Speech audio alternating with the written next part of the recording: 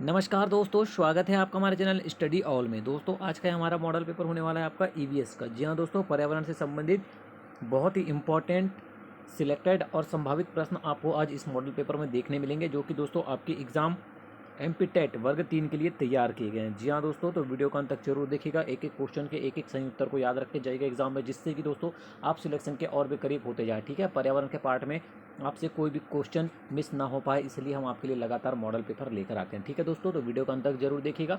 और दोस्तों वीडियो पसंद आए तो लाइक और शेयर जरूर कीजिएगा। चलिए स्टार्ट करते हैं वीडियो, देखते हैं पहला प्रश्न क्या है। और हाँ दोस्तों, अगर आप चैनल को अभी भी पहली बार देख रहे हैं या इस चैनल पे आप अभी भी नए हैं, तो चैनल को सबसे पहले सब्सक्राइब कर लीजिए और बेल आइकन पर प्रेस कर लीजिए, जिससे कि न्यू वीडियो की अपडेट्स आपको लगातार मिलती रहे, कोई भी मॉडल पेपर आपसे मिस ना हो पाए। ठीक है, चलिए पहला प्रश्न की ओर बढ़ते हैं। क्या है देखते हैं। अपने प्रदूषकों के कारण निम्न में से कौन सी नदी जैविक मरुस्थल कहलाती है। आपको बताना है दोस्तों कि प्रदूषकों के कारण, अपने प्रदूषकों के कारण वह कौन सी नदी है जिसे जैविक मरुस्थल कहा जाता है या जैविक मरुस्थल कहलाती है। यमुना नदी, पेरियार नदी, दामोदर नदी या महानदी। ठीक है ना, आपको पता बताना है कि अपने प्रदूषकों के कारण कौन सी नदी है जो जैविक मरुस्थल कहलाती है। ठीक है, आपको पता होना चाहिए कि वो नदी है आपकी दामोदर नदी।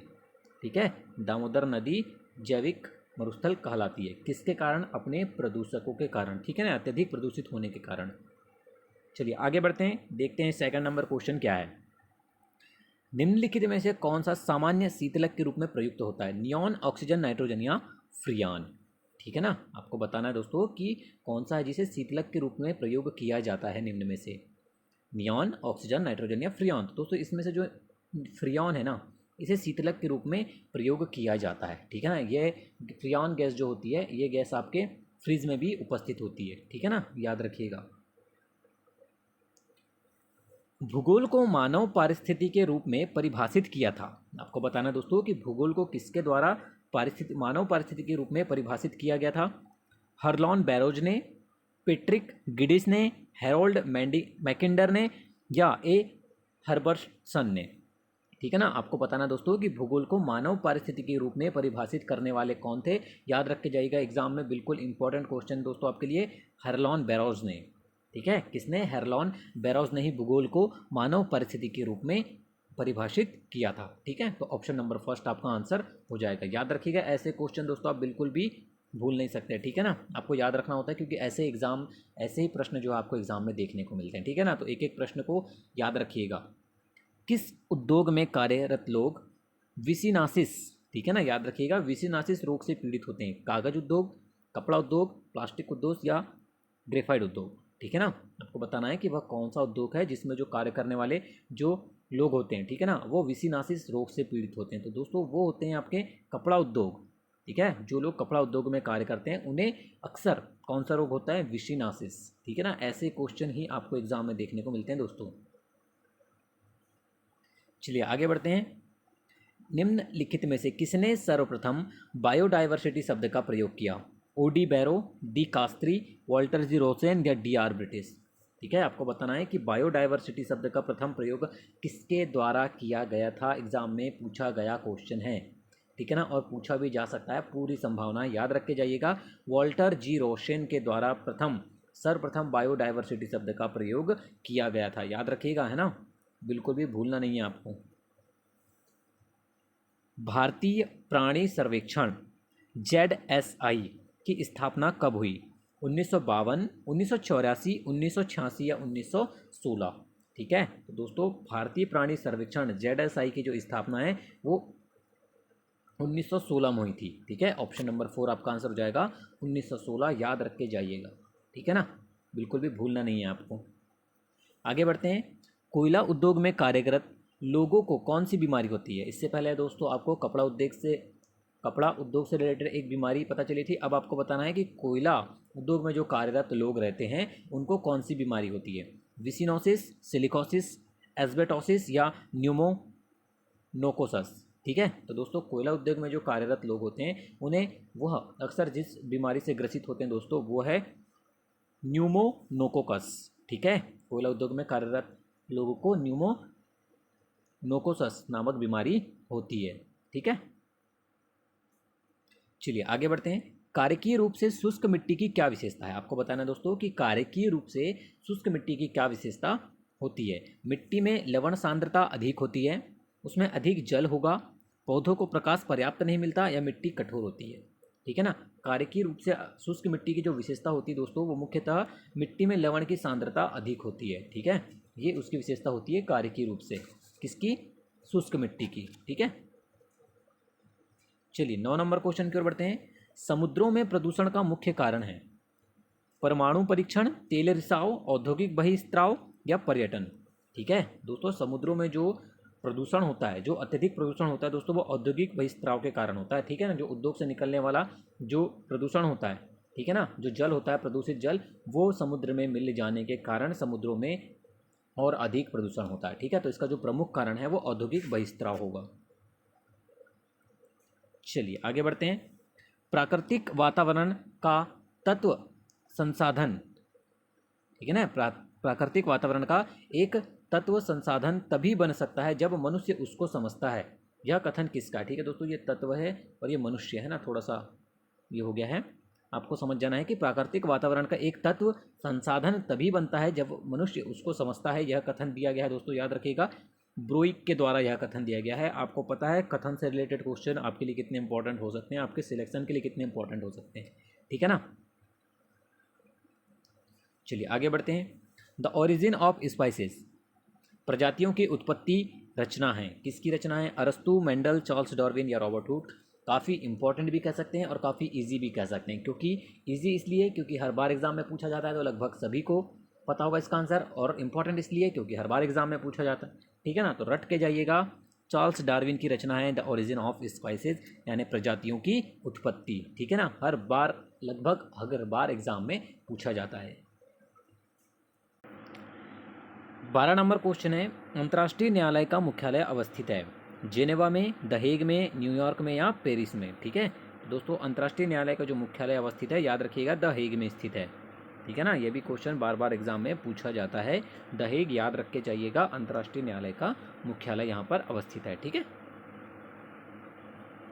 आगे बढ़ते हैं। संश्लेषण पिगमेंट किसको अवशोषित करता है? प्रत्यक्ष विकिरण, पराबैंगनी विकिरण, गामा विकिरण, या आर विकिरण। ठीक है, आपको बताना है कि संश्लेषण पिगमेंट किसको अवशोषित करता है। तो दोस्तों यह करता है प्रत्यक्ष विकिरण को।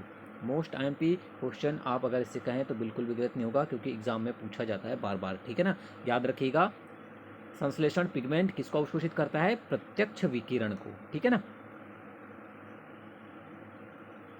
पेयजल में एंटी अबिमा हिस्टोलिटिका का होना एक संकेत है बैक्टीरियाई प्रादुर्भाव का, स्वच्छ जल का, कार्बनिक द्रव्य के क्षय का, या प्रदूषित जल का। ठीक है दोस्तों, अगर पेयजल में एंटी अबिमा हिस्टोलिटिका का अगर उपस्थित है वो, तो दोस्तों इसका होना एक संकेत होता है प्रदूषित जल का। ठीक है, अगर पेयजल में यह उपस्थित है तो वो जल कैसा होगा? प्रदूषित होगा। ठीक है ना, भारत में मैंग्रोव वनस्पति अधिक विस्तृत रूप में पाई जाती है मालाबार तट में, कच्छ के रण में, सुंदरवन में, उपरोक्त सभी। ठीक है, आपको बताना है कि भारत में जो मैंग्रोव वनस्पति है वो अधिक और विस्तृत रूप से किस जगह पाई जाती है, या कहाँ पाई जाती है? तो दोस्तों रट के जाइएगा, सुंदरवन में। ठीक है, सुंदरवन में पाई जाती है विस्तृत रूप से मैंग्रोव वनस्पति। ठीक है ना, तो ऑप्शन नंबर 3 आपका आंसर हो जाएगा। अदृश्य प्रदूषण का उदाहरण है अम्लीय वर्षा, ओजोन क्षरण, नदी प्रदूषण, या कोहरा। ठीक है ना, अदृश्य प्रदूषण के उदाहरण के अंतर्गत जो आपका आएगा वो है दोस्तों ओजोन का क्षरण, जो कि एक अदृश्य प्रदूषण है। ठीक है ना, बहुत ही अच्छा क्वेश्चन दोस्तों एग्जाम के लिए, याद रखिएगा। ग्रीन मफलर संबंधित है, आपको बताना है दोस्तों कि ग्रीन मफलर जो है वो किस प्रदूषण से संबंधित है? मृदा प्रदूषण, ध्वनि प्रदूषण, वायु प्रदूषण, या जल प्रदूषण। ठीक है, ग्रीन मफलर का जो संबंध है दोस्तों याद रखिएगा, वो ध्वनि प्रदूषण से है।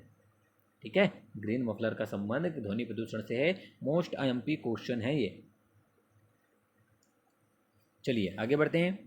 भूमंडलीय तापन का कारण है, आपको बताना दोस्तों कि भूमंडल में जो ताप बढ़ते जा रहा है उसका कारण क्या है? हिमनदों में वृद्धि, कार्बन डाइऑक्साइड में वृद्धि, कार्बन डाइऑक्साइड में कमी, या वनों में वृद्धि। ठीक है, भूमंडलीय तापन का कारण के अंतर्गत सभी को पता चल गया होगा दोस्तों आंसर, कार्बन डाइऑक्साइड में वृद्धि के कारण ही भूमंडलीय तापन बढ़ता है, ठीक है। या ये कह सकते हैं कि भूमंडलीय तापन का जो कारण है वो प्रमुख रूप से कार्बन डाइऑक्साइड में वृद्धि है, ठीक है। EIA environmental impact assessment America में स्थापित किया गया था 1967, 71, 73 या 69, ठीक है। आपको बताना है कि इन्वायरमेंटल इम्पैक्ट असेसमेंट अमेरिका में कब स्थापित किया गया था। तो ये किया गया था दोस्तों, याद रखना है आपको, 1969 को, ठीक है। 1969 में इन्वायरमेंटल इम्पैक्ट असेसमेंट अमेरिका में स्थापित किया गया था, ठीक है ना। ऑप्शन नंबर 4 आपका आंसर हो जाएगा। चलिए 20 नंबर क्वेश्चन देखते हैं क्या है। जल में फ्लोराइड की अधिकता होने से होने वाला रोग है, ठीक है। जल में अगर फ्लोराइड की अधिकता से होने वाला जो रोग है दोस्तों वो कौन सा है? फ्लोरोसिस, डायरिया, तपेदिक या अस्थमा, ठीक है। तो अगर जल में फ्लोराइड की मात्रा अधिक हो जाती है तो दोस्तों उससे जो रोग होता है वो होता है दोस्तों फ्लोरोसिस, ठीक है। ऑप्शन नंबर फर्स्ट आपका आंसर हो जाएगा फ्लोरोसिस। चलिए आगे बढ़ते हैं। जल प्रदूषण नियंत्रण एवं निवारण अधिनियम किस वर्ष पारित किया गया? लगभग हर एग्जाम में पूछा गया है ये क्वेश्चन, ठीक है। 2002, 2012, 2010 या 2005। जल प्रदूषण नियंत्रण एवं निवारण अधिनियम जिस वर्ष पारित किया गया था दोस्तों वो किया गया था वर्ष 2005 में। कब किया गया था? याद रख के जाइएगा। ऑप्शन नंबर 4 आपका आंसर हो जाएगा। 2005 में जल प्रदूषण नियंत्रण एवं निवारण अधिनियम पारित किया गया, ठीक है। 22 नंबर क्वेश्चन देख लेते हैं। मृत धारा या मृत नदी से आशय है मोस्ट IMP क्वेश्चन। मरे लोगों को बहाने वाली, मार डालने वाली, जीव जंतु विहीन या उपरोक्त में से कोई नहीं, ठीक है ना। बिल्कुल भी इसमें कंफ्यूज नहीं होना दोस्तों, आपको याद रखिएगा मृत धारा या मृत नदी से आशय होता है जीव जंतु से विहीन।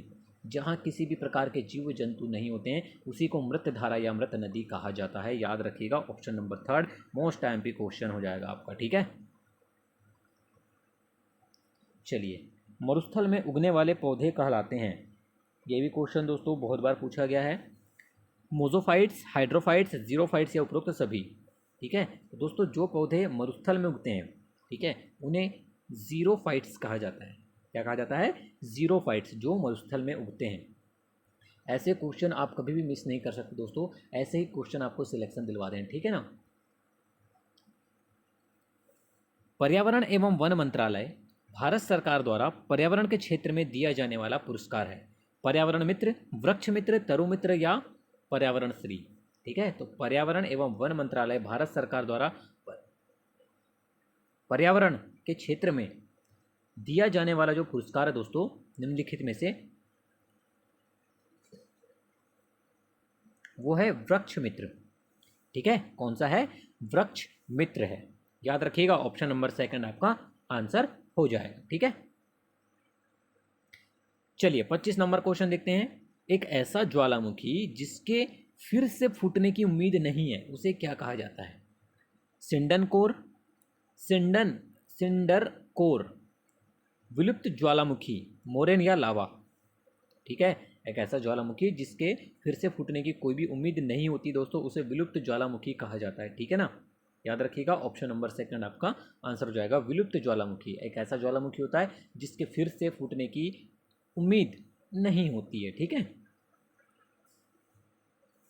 संयुक्त राष्ट्र संघ का पेयजल दशक मनाया गया था 1980-90 में, 61-71 में, 71-80 में, 2002-2010 के बीच में, ठीक है। संयुक्त राष्ट्र संघ का पेयजल दशक जो मनाया गया था दोस्तों, बहुत ही अच्छा क्वेश्चन है, वो दोस्तों 1971 से 1980 के बीच बनाया गया था, ठीक है ना। ये दशक मनाया गया था पेयजल, ठीक है। तो ऑप्शन नंबर 3 आपका आंसर हो जाएगा। अंतर्राष्ट्रीय तिथि रेखा महासागर के बीच से होकर गुजरती है। प्रशांत महासागर, आर्कटिक महासागर, हिंद महासागर या अटलांटिक महासागर, ठीक है।